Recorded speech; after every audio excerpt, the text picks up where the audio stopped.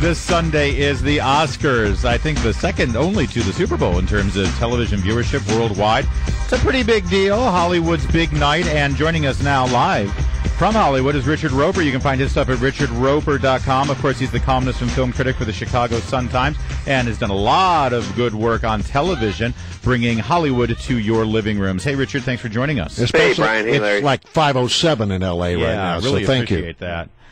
So, talk to me. It seems like we're having this steamroll for Argo, which sort of came out of nowhere. Does it look like they're the favorite, and Argo's going to win the Best Picture Oscar, and why? Yeah, that's an excellent point. It's very interesting because up until a couple of weeks ago, it looked like Lincoln was the front runner for sure.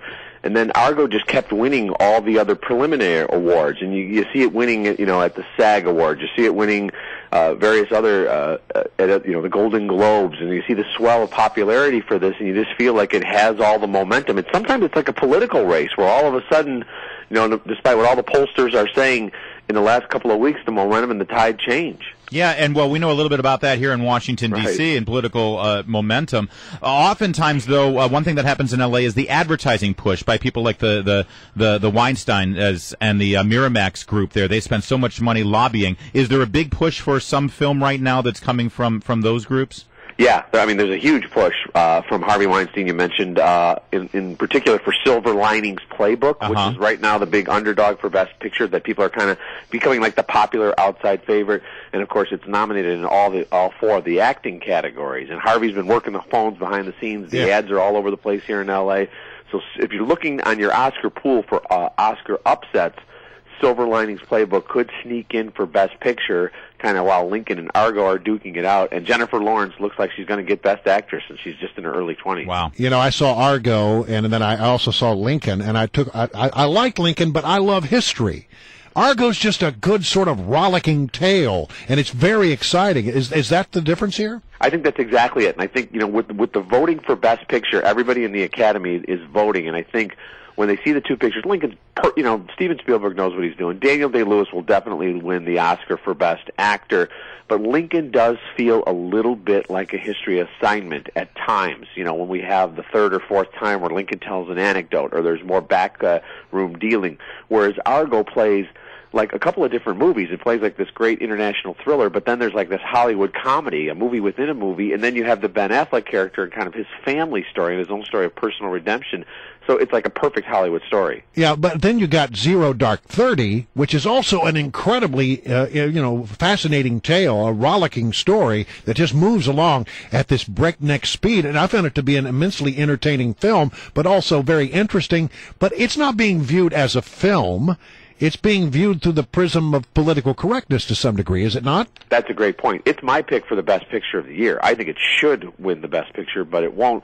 And it is being judged unfairly, partially because it's such recent history. And, of course, as you guys well know, we had John McCain and a number of other senators condemning the waterboarding scene, saying they were inaccurate, whereas Argo bends the truth quite a bit, but it's from an incident more than 30 years ago. So not as many people are around to say, I remember exactly what happened. That's not exactly what happened.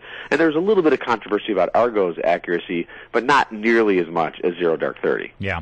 Again, our guest is Richard Roeper. You can find his stuff at richardroeper.com. And we're talking about the Oscars. One of the fun things about watching the Oscars every year is the show itself. Sometimes it's remarkable how bad the production can be, considering all the money and all these very talented people who they're in show business, but they just can't put on a good show. Now, this year's producers, Craig Zadan and Neil Moran, I believe his name, they're musical theater guys, and this makes me kind of nervous, Richard Roeper. Are we going to get, these actors singing show tunes when they shouldn't be? Well, I think that's a good thing and a bad thing. They're definitely more cognizant of the fact that it's actually a television show, because you're right, sometimes it makes for deadly TV. So you're going to get Barbra Streisand singing at the Oscars for the first time in 36 years. You're going to get a few other surprises. Seth MacFarlane's going to end the Oscars with a surprise, some sort of musical number. Because at the end, they usually just say, here's the winner for Best Picture. Have a good night, everybody. And they roll the credits. So at least they're going to try to keep people sticking around, promising some big surprise at the end. But I hope they don't make it too much about the show, because it really does have to be about the awards. Well, right, and that's the thing. The show needs to service the fact that we're just here to give out awards, and it ends up being so late at night when they fill it up with so many things. Yeah, and that'll always be the case because the Academy insists on all 24 categories being televised when it should be just the top 12. The other 12 should be given out behind the scenes or at a luncheon. And we have to sit there, and hey, look, I love movies, obviously, but best animated short, sound mixing and sound editing? Yeah. Really?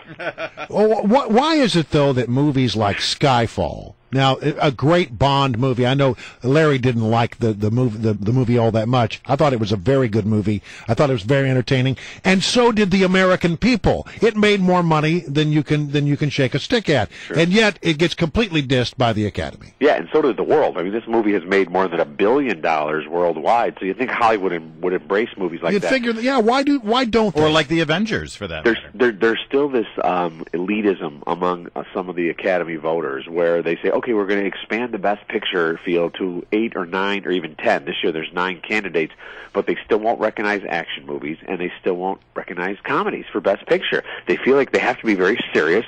The main characters have to overcome all these great obstacles because they want to feel noble and good about themselves on Oscar night. But why not feel great about yourselves because Hollywood put out, and other production companies, a great movie like The Dark Knight Rises or Skyfall. These are great action movies that make a ton of money. That's right. There's nothing shameful about being entertaining. I feel like I need to repeat this every time. I actually thought Skyfall was a great movie. Not a great Bond movie. I want my Bond movies to have a Bond girl that's not 80 years old. That's my problem with it. All right, Richard Roeper, let's get back to politics for a minute. I do find it interesting that you've got 3 movies here that are about significant events in America. Argo, Lincoln, and Zero Dark 30. And in all 3 of them, America is seen as triumphant. Right. Is this a new shift for Hollywood?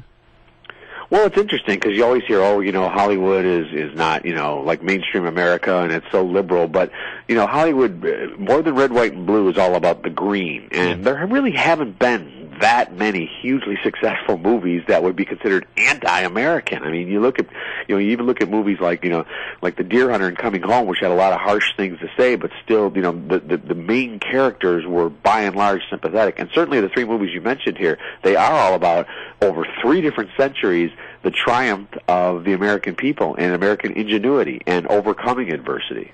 All right, really quickly, one day you said the Silver Linings Playbook could be a surprise. Any other surprise that you're looking at as you look down the list of nominees? The only other big surprise could be in the Best Actress category, where 85-year-old Emmanuelle Riva is nominated, and most people haven't seen the movie more and probably haven't heard of her.